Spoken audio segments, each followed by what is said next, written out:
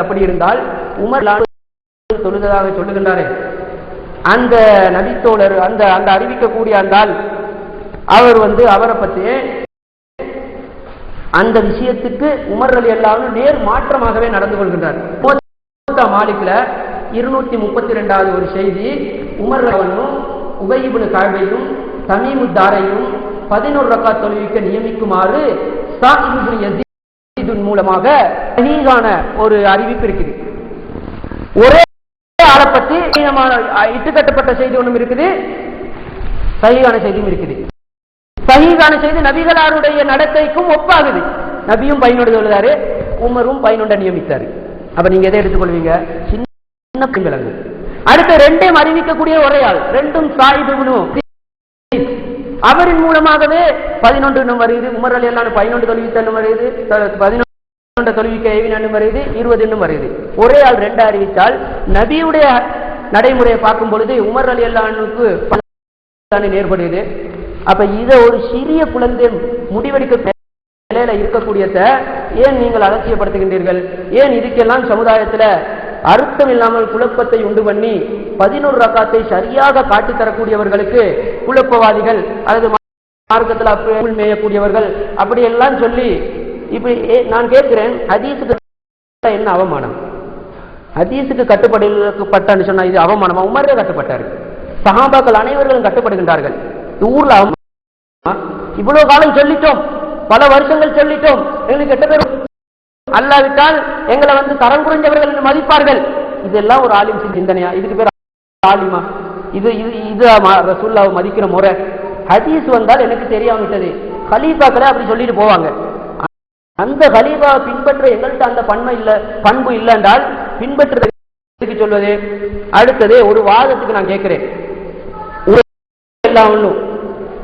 அவர்களை பின்பற்றதாக உண்மையிலே வச்சு கொண்டால் ஒரு வாதத்தை கேட்கிறேன். ஏன் உமர் ரலியல்லாஹு தொழுத மாதிரி தொழுகிற? ஐங்கால தொழுகை உமர் ரலியல்லாஹு தொழுத மாதிரி ஏன் தொழுகிற? உமர் ரலியல்லாஹு அபூபக்கர் நோன்பு பிடிச்ச மாதிரி ஏன் நோன்பு பிடிக்கிறல? அவங்க ஹஜ்ஜி செஞ்ச மாதிரி ஏன் ஹஜ்ஜி செய்யறல?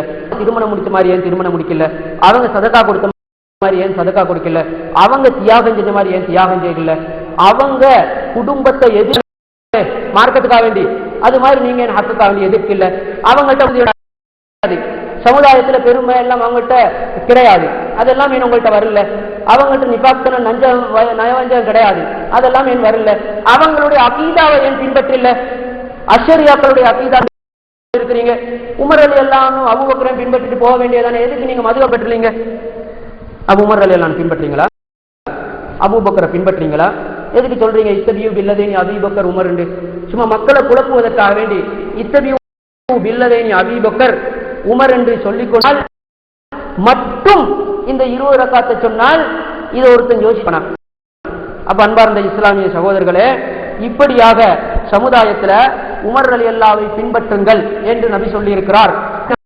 நாங்கள் பின்பற்றுவோம் என்று வரக்கூடியவர்கள் ஷிர்க்குகளும் பித்அத்துகளும் கந்தூரி வைபவங்களும் கத்தம் வைபவங்களும் மௌலூதுகளும் பாத்திகா வைபவங்களும் இன்னும் உள்ள சம்பிரதாயங்களும் இதெல்லாம் உமர் செய்தாரா? இதெல்லாம் அபூபக்கர் செய்தாரா? குலஃபா ராஷிதீன்கள் செய்தாரா? இதையுமே விட்டுவிடல. நான் கேட்கிறேன், நீங்க மௌலூத் ஓதினாரா? அதுக்கு இத்தபியூ பில்லதைனி அபூபக்கர் உமர் இல்லையா? அப்ப தொழுகை பெண்களை கூட்டுட்டு ஓதுறீங்க, உமர் ஓதினதாக காட்டுங்க. அதுக்கு இத்தபியூ பில்லதைனி அபூபக்கர் உமர் எங்க போயிட்டு?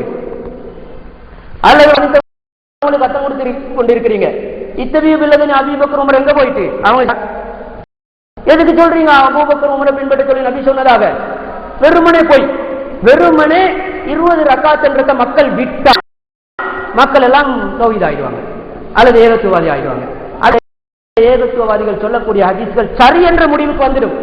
அன்பார்ந்த இஸ்லாமிய சகோதரர்களை ஒன்றை விளங்கணும், ஏற்கனவே 20 ரக்காத் தொழுது கொண்டிருந்த சமுதாயம் தான் இன்றைக்கு விட்டு விட்டு 11க்கு வந்திருக்கிறாங்க. 30 வருஷம் பின்னு போங்க, இங்க 11 இருந்த ஒருத்தரும் இருக்க மாட்டாங்க. அதை விட்டுட்டு தான் கலந்து. இப்ப அர்த்தம் என்ன? உண்மை வெளியாகி கொண்டு வருது. அதை புரிஞ்சு கொள்ளாமல் உமர் ரலியல்லாஹு அவர்களின் பேர்ல எந்த ஒரு அர்த்தமும் இல்லாமல் இந்த செய்திகளை போடுவதனால் நியாயப்படுத்த முடியும்.